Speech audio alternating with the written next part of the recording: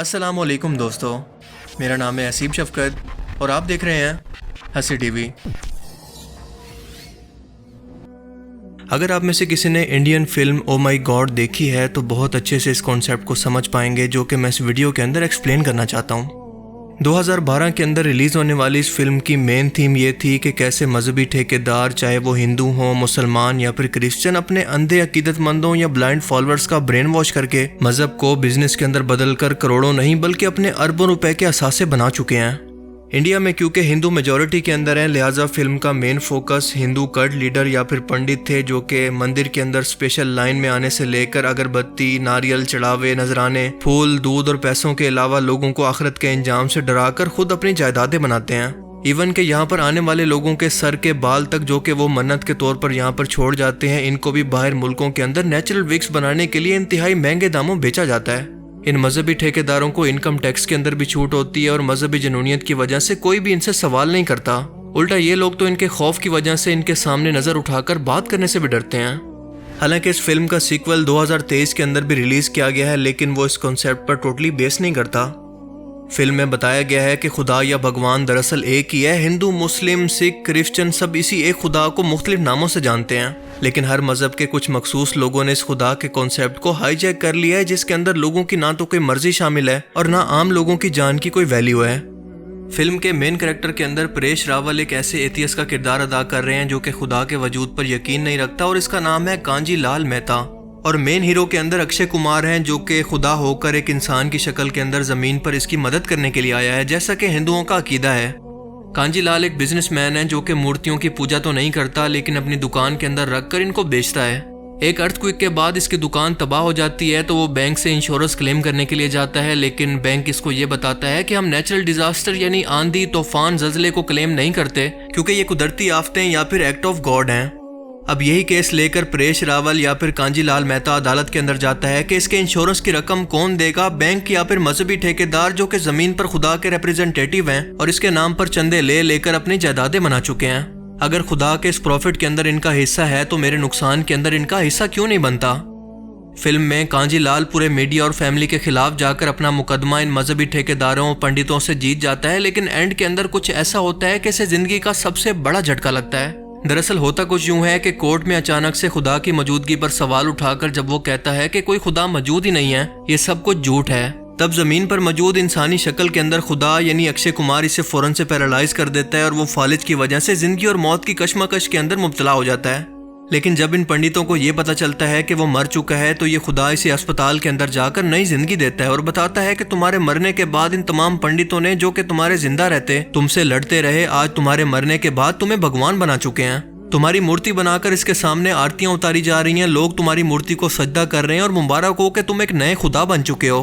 हालांकि मैं और तुम जानते हैं कि तुम ऐसे बिल्कुल नहीं थे, बल्कि इन लोगों को समझाने के लिए और हकीकत को बताने के लिए आए थे। अब भगवान कहता है कि देखो, इन लोगों ने बिल्कुल मेरे साथ भी ऐसे ही किया है, तुम्हारी करामतें भी सामने आना शुरू हो गई हैं, इनका बिजनेस अपडेट हो गया है, इन्हें नया भगवान मिल गया है, अब तुम्हारे नाम के मंत्र, गाने और भजन गाए जा रहे हैं। बिल्कुल इसी तरह से मैंने भी इन लोगों को कभी नहीं कहा था कि मुझे मूर्तियां बनाकर पूजो, किसी इंसान के अंदर मुझे ढूंढो, क्योंकि मैं तो हर जगह पर मौजूद हूँ। लेकिन इन लोगों ने अपने कारोबार की खातिर मुझे भी बिजनेस के अंदर बदल लिया, हालांकि ये मेरी तालीम बिल्कुल नहीं थी। मुझे बताओ कि मैं इन सब आरतियों का, नजरानों का क्या करूंगा। ये धर्म, मजहब, फिरके और जात पात तो लोगों ने खुद बनाए हैं, क्योंकि मैंने तो सिर्फ इंसान को बनाया था और ये कारोबार हजारों सालों से ऐसे ही चलता आ रहा है। इंसान की ये फितरत है कि अगर तुम इन लोगों से इनका मजहब छीनोगे तो वो तुम्हें ही खुदा बना डालेंगे। मैं इंसानों के ही जरिए लोगों को हिदायत देता हूँ, लेकिन डायरेक्ट कभी भी इनके मामलात के अंदर कोई मुदाखलत नहीं करता। कांजी प्रभु कल रात मेरे सपने में आए थे और उन्होंने खुद कहा कि वो भगवान विष्णु के 11वें अवतार है। घर में जगह जगह लोगों ने सुने कांजी भाई के भगवान होने के चर्चे। चमत्कार की 4 कहानियां मार्केट में रख दो, लोग अपने आप 40 बना लेंगे। लेकिन आप उनको भगवान क्यों बना रहे हैं? किसने कहा कि वो भगवान है? वैसे भी काफी सालों से मार्केट में नया भगवान नहीं आया है।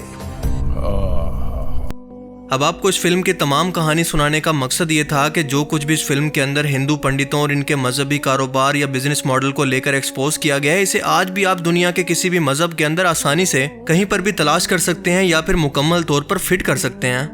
मुसलमानों में पीरी मुरीदी, दरबारों पर चादरें, नजराने, चंदे के नाम पर हर एक शख्स ने अपना दरबार बनाकर अपनी दुकान खोल रखी है।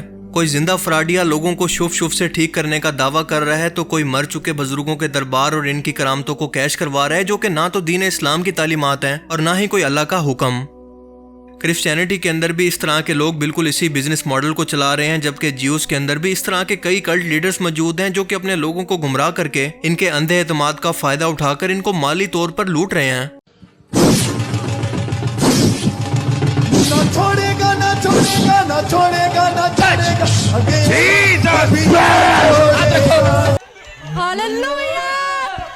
लेकिन वो होता जब है जब मैं बोलना स्टार्ट करता हूं कि मेरे पास यीशु मसीह खड़े हैं और इसको देखो करंट लग रहा है। जॉब है तेरे पास? गवर्नमेंट जॉब है तेरे पास? प्राइवेट जॉब अभी मिला है। इवन के सूरत हाल तो ये है कि हिंदुस्तान के अंदर कुछ गुमराह मुसलमान तो इस हद तक पहुंच चुके हैं कि इन्हें अपने पीर साहब का नाम तो याद होगा, लेकिन ना तो कलमा आता होगा और ना ये पता होगा कि इनके पैगंबर का नाम क्या है।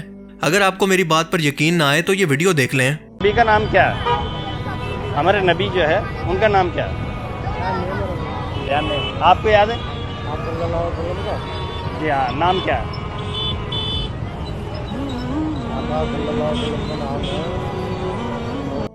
यहाँ तक कि इन लोगों ने मूर्तियां बनाकर बाकायदा सलातो सलाम पढ़ना भी शुरू कर दिया है, जैसा कि आप वीडियो में देख सकते हैं।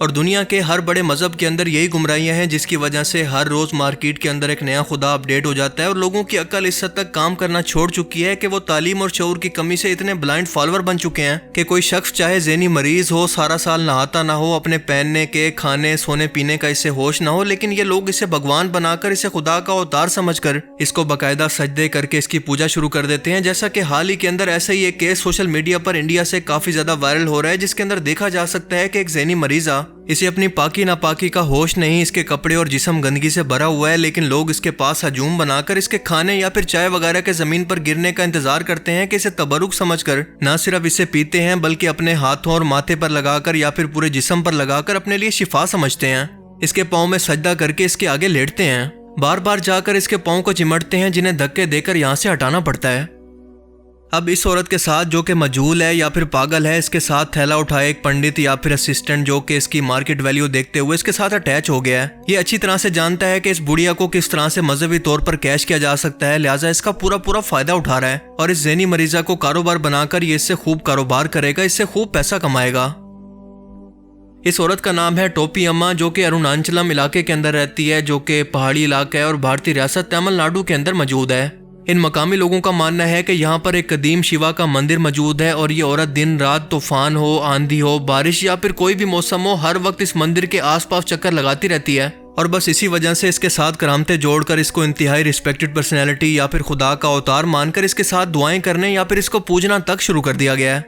जैसे हर सिचुएशन का खुदा हिंदुओं ने खुद से अपनी तरफ से बना लिया, जो कि इनके मजहब की तालीमात बिल्कुल नहीं है। शायद इसी तरह से इस अम्मा को भी ये इंडियन स्ट्रीट फूड की देवी बना चुके हैं, या फिर शायद इसको क्वीन ऑफ डायरिया कहना चाहिए। लेकिन जब तक इन मुल्कों के अंदर जहालत और गुमराही मौजूद है, बिल्कुल इसी तरह के और भी नमूने टाइम टू टाइम आपके सामने आते रहेंगे, जिसमें मजहब की कोई बाउंड्री नहीं है, क्योंकि ये खुदा से दूरी का नतीजा है। ऐसे गुमराह लोगों के लिए अल्लाह पाक कुरान करीम की सूरह सजदा की आयत 13-14 के अंदर फरमाता है कि अगर मैं चाहता तो हर शख्स को हिदायत दे देता, लेकिन मेरी तरफ से ये तय हो चुका है कि मैं दोज़ख को जिन्नों और इंसानों को इनके अमाल की वजह से भर दूंगा। सो अब आग के मजे चखो, इसलिए कि तुमने इस दिन को भुला रखा था और आज के दिन हम तुम्हें भुला देते हैं, और जो काम तुम दुनिया के अंदर किया करते थे इसकी सजा के अंदर हमेशा के अजाब का मजा चखो। अल्लाह ताला से दुआ है कि वो हमें समझने की और नेक अमल करने की तौफीक अता फरमाए। आमीन। Thanks for watching this video. Allah हाफिज़।